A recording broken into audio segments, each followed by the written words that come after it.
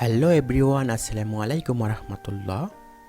Graphic designing with পাওয়ারপয়েন্টের এই কোর্সে আমরা শিখব পিকচারিং ফরম্যাটিং হ্যাক সম্পর্কে যত যাবতীয় টুল রয়েছে সেটি আমরা শিখব। অর্থাৎ আমরা আমাদের এই ফরম্যাটে বা এই স্লাইডে কিভাবে একটা পিকচার আমরা এনে এই পিকচারটিকে নানানভাবে রঞ্জিত করতে পারি, বা এই পিকচারটা দিয়ে আমরা কী কী তৈরি করতে পারি, বা এই পিকচারটাকে আমরা কিভাবে সুন্দর করব সেটি আজকে আমরা দেখাবো। তো চলুন দেরি না করে শুরু করছি আজকের এই ভিডিও।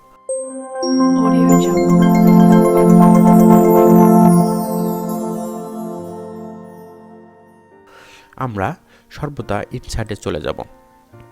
প্রথমে কথা আর একটা বলে রাখি, সেটা হচ্ছে আপনারা যখন লেআউট অপশন থেকে অবশ্যই ব্ল্যাঙ্ক লেআউটটা সিলেক্ট করবেন। সিলেক্ট করার পর হচ্ছে আমরা ইনসার্টে চলে যাব। ইনসার্টে চলে আসার পর আমাদের খুবই গুরুত্বপূর্ণ একটি টুলস হচ্ছে পিকচার্স। আপনারা এখানে দেখতে পাচ্ছেন, এই পিকচার টুলটাকে জাস্ট ক্লিক করে দিলাম। তো ক্লিক করে দেওয়ার পর হচ্ছে আমাদেরকে একটি পিকচার, আমরা এখান থেকে ডেস্কটপ থেকে একটি পিকচার নেব। ধরেন আমি এই পিকচারটি সিলেক্ট করে দিলাম। তো পিকচারটি অলরেডি আমাদের এখানে চলে আসলো। প্রথম যেটা বিষয়, আমরা ধরে পিকচারটিকে চাইলে ছোট বড় করতে পারি। তো দেখেন আমি একটু ছোট করলাম, একটু বড় করলাম, আপনার ইচ্ছা মতো ছোট বড় আপনি করতে পারেন। তো এখন যেটা বিষয় হচ্ছে, আমরা দেখতে পাচ্ছি যে পিকচারের পেছনের যে ব্যাকগ্রাউন্ডটা রয়েছে সাদা ব্যাকগ্রাউন্ড, অর্থাৎ এটা আমার সাদা রয়েছে, সেই জন্য আমরা দেখতে পাচ্ছি না। জাস্ট এই ব্যাকগ্রাউন্ডটা আমরা একটু নীল করে দিলাম। এখন দেখতে পাচ্ছি যে আমাদের ব্যাকগ্রাউন্ডটা, পিকচারের যেটা ব্যাকগ্রাউন্ড রয়েছে সেই ব্যাকগ্রাউন্ডটা সাদা ব্যাকগ্রাউন্ড। তো সাদা ব্যাকগ্রাউন্ড অবশ্যই এখানে মানানসই হচ্ছে না। তো আমরা এখন কি করব, আমাদের এই পিকচারের ব্যাকগ্রাউন্ডটা চেঞ্জ করব। তো এটা চেঞ্জ করার জন্য আমরা চলে যাব হচ্ছে পিকচারে,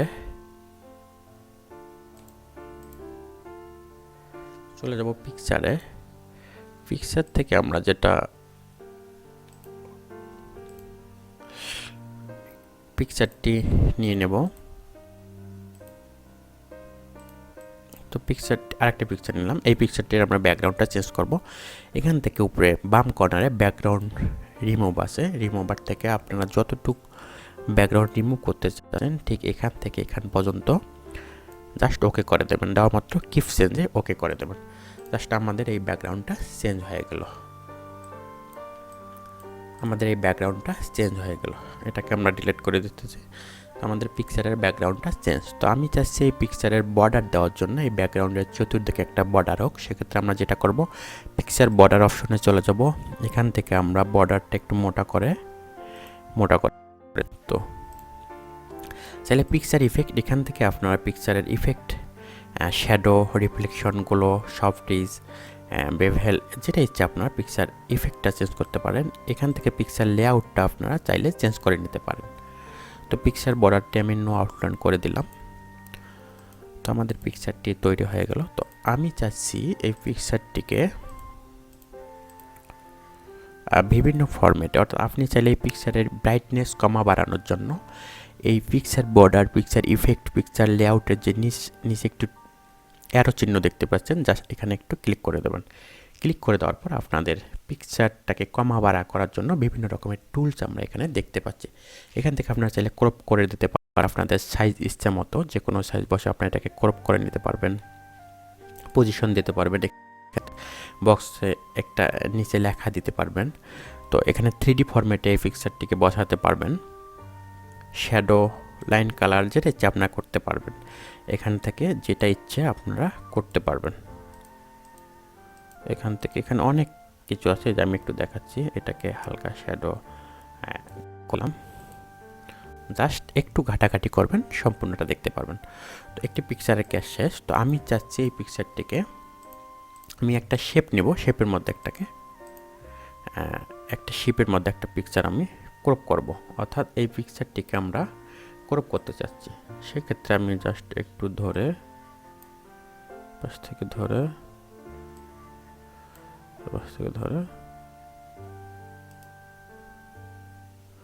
জাস্ট ওকে করে দিলাম।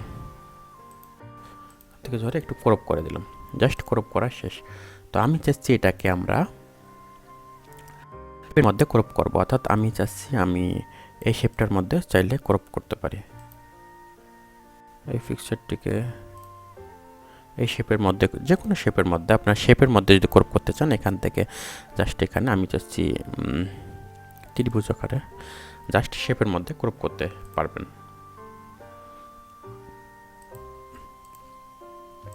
এখন যেটা বিষয় হচ্ছে সেটা হচ্ছে আমরা একটা শেপের মধ্যে কিভাবে একটা পিকচার অ্যাড করাবো।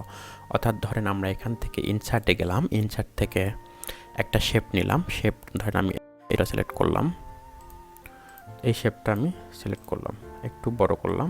তো এই শেপের মধ্যে আমরা কিভাবে একটা পিকচার অ্যাড করাবো, এটাকে আমরা জাস্ট ক্লিক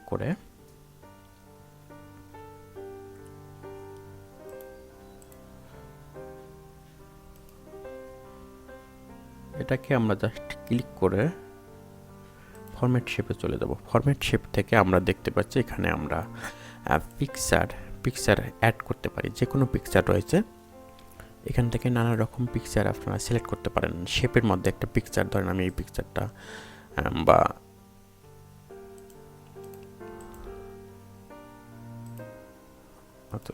এটা শেপের মধ্যে আমরা চলে গেলাম ফরম্যাট পিকচারে। এখান থেকে চাইলে যে কোনো পিকচার আপনারা অ্যাড করতে পারেন। Shadow, reflection, picture colour, picture effect, যেটা ইচ্ছা আপনারা চাইলে এটাকে এরকম বিভিন্ন আপনাদের ইচ্ছা মতো আপনারা এটাকে করতে পারেন। পিকচারের ট্রান্সফারেন্সে যে কমা বাড়া করতে পারেন, এটা কমা বাড়া করতে পারেন। পিকচার কালার এটাকে একটু ডিপ করতে পারেন, কালার কমা বাড়া করতে পারেন। পিকচার কারেন্টলি এটা একটু করতে পারেন, যেটা ইচ্ছে আপনারা একটু ঘাটাঘাটি করবেন। জাস্ট অনেকগুলো স্টাইল আপনারা এখানে দেখতে পারবেন, অগণিত স্টাইল। আমি এখান থেকে চাচ্ছি যে ইনসার্টে যায় আমি আরেকটা পিকচার এই বক্সের মধ্যে অ্যাড করাবো, অর্থাৎ গাছটাকে আবার অ্যাড করাবো। সেক্ষেত্রে সিলেক্ট করলাম, ইনসার্ট করলাম, জাস্ট আমাদের একটি পিকচার চলে আসলো। এটাকে আমরা চাইলে ইচ্ছা মতো কমা বাড়া করতে পারি। তো এই হচ্ছে পিকচার। তো এই পিকচারগুলোকে আমরা চাইলে বিভিন্নভাবে একই একটা স্লাইডের মধ্যে সাজাতে পারি। সেক্ষেত্রে আমরা যেটা করব সেটা হচ্ছে আমরা এখান থেকে হোমে চলে যাব। হোম থেকে নিউ স্লাইডে একটা ব্ল্যাঙ্ক স্লাইড নিলাম, আর একটা আমরা ব্ল্যাঙ্ক স্লাইড নিলাম। তো এখান থেকে জাস্ট এটাকে কপি করলাম, কপি করে জাস্ট এখানে পেস্ট করলাম, এগুলো আমরা একটা স্লাইড শোতে আমরা এরকমভাবে বিভিন্নভাবে সাজাতে পারি। পিকচারগুলোকে বিভিন্নভাবে সাজাতে পারি, বিভিন্নভাবে ছোট বড় করে এগুলো জাস্ট বিভিন্নভাবে সাজাতে পারি। তো প্রিয় ভিউয়ার্স, আজকে আমরা জানলাম পিকচার ফরম্যাটিং হ্যাকিং সম্পর্কে সমস্ত টুলস। তো একটি গ্রাফিক্স ডিজাইন করার ক্ষেত্রে আমাদেরকে এই পিকচার টুল হ্যাকিংটা বিস্তারভাবে জানা প্রয়োজন। তো আজকে আমরা এটা খুব ভালোভাবে জানলাম। আশা করছি আমরা পরের ভিডিওতে আমরা এই পিকচারের যেগুলো জানলাম এগুলো দিয়ে সুন্দর সুন্দর কিছু অ্যানিমেশন বা সুন্দর সুন্দর গ্রাফিক ডিজাইন করতে পারবো। আজকের ভিডিও পর্যন্ত। ভালো থাকবেন, সুস্থ থাকবেন, আল্লাহ হাফেজ।